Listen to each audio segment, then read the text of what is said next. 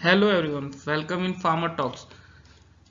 आज हमारा जो टॉपिक है ये RSD criteria as per the USP general chapter 621, जिस पे हम डिस्कस करेंगे। तो आरएसडी क्राइटेरिया जो होता है ये सिस्टम सूटेबिलिटी के अंदर आता है। ठीक है, तो सिस्टम सूटेबिलिटी क्या होता है? सिस्टम सूटेबिलिटी एक एनालिटिकल प्रोसीजर है with the use of that we ensure that the chromatographic system is running well or not. Okay, तो सिस्टम सूटेबिलिटी के अंदर कई सारे पैरामीटर आते हैं, जैसे कि पीक टेलिंग हो गया, थ्योरेटिकल प्लेट्स हो गए, पीक सिमेट्री हो गया, आरएसडी परसेंटेज हो गया। So RSD percentage for the assay of a drug substance हम कैसे डिसाइड करेंगे कि कितने रन के लिए हमारे पास कितना आरएसडी क्राइटेरिया होना चाहिए? कोई बोलता है 2% की आरएसडी होनी चाहिए, कोई कुछ बोलता है, कोई कुछ बोलता है, लेकिन यूएसपी जनरल चैप्टर क्या कहता है कि कितने रन की कितनी आरएसडी होनी चाहिए हमारे एसे में, एसे ऑफ ड्रग सब्सटेंस के लिए। सो अगर हमारी आरएसडी की लिमिट 2% या उससे कम है, तो जो हम अपने स्टैंडर्ड सॉल्यूशन को 5 रिप्लिकेटर ऑफ इंजेक्शन इंजेक्ट करेंगे और उसके अकॉर्डिंग हम कैलकुलेशन करेंगे। अगर हमारे आरएसडी की जो लिमिट है वो 2% से अधिक है, तो हम स्टैंडर्ड सॉल्यूशन के 6 रिप्लिकेट ऑफ इंजेक्शन इंजेक्ट करेंगे और उसके एवरेज से हम कैलकुलेशन करेंगे। ओके,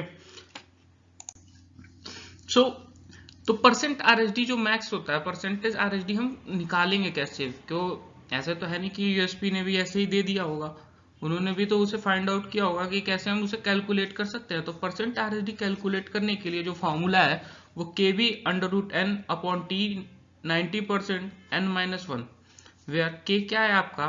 के एक कांस्टेंट है जिसकी वैल्यू 0.349 है। ओके, तो के जो वैल्यू है उसकी वैल्यू कहां से आती है? उसकी वैल्यू इस इक्वेशन से आती है, जो कि 0.6 upon under root 2 into T 90% n-1 upon under root 6, where 0.6 upon under root 2 relative standard deviation बताता है हमारा 6 इंजेक्शन का, जहां जिसके लिए b इक्वल टू 1 है। ठीक है, b है हमारा upper limit of a monograph, n क्या है? Number of replicate injection, t 90% n-1 क्या है? Student t at the 90% probability level double sided with n-1 degree of freedom. Okay, तो ये जो इक्वेशन है हमारा, इसके अकॉर्डिंग हम क्या कर सकते हैं? ये जो इक्वेशन है हमारा, इस इक्वेशन के अकॉर्डिंग हम क्या कर सकते हैं कि हम अपना आरएसडी परसेंटेज कैलकुलेट कर सकते हैं कि कितने रन का कितना होना चाहिए। Okay, so according to the USP general chapter कि कितने रन के कितनी आरएसडी होनी चाहिए, तो ये b% के अकॉर्डिंग डिसाइड करता है। तो हम b% कैसे निकालेंगे? तो मान लो कि जस्ट टेकिंग अ एग्जांपल, अगर हमारी एसए की लिमिट 98 से 102 है, तो हम अपर लिमिट को लेंगे, -100 करेंगे, तो b% इक्वल टू क्या हो जाएगा? 102 माइनस 100, तो b% आ जाएगा 2%। तो 2% के अकॉर्डिंग अगर हम अपने इंजेक्शन स्टैंडर्ड सॉल्यूशन के 3 इंजेक्शन लगाते हैं, तो हमारी आरएसडी की जो लिमिट होगी वो 0.41 होगी। अगर हम 4 लगाते हैं तो 0.59 होगी, 5 लगाते हैं तो 0.73 होगी, 6 इंजेक्शन लगाते हैं तो 0.85 होगी।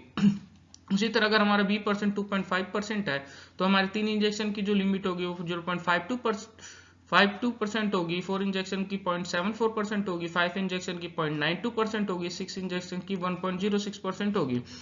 और उसी तरह अगर हमारा b% 3% है, तो हमारे 3 इंजेक्शन की जो लिमिट होगी वो कितनी होनी चाहिए? 0.62% होनी चाहिए, 4 इंजेक्शन की 0.89 होनी चाहिए, 5 इंजेक्शन की 1.10 होनी चाहिए, 6 की 1.27 होनी चाहिए।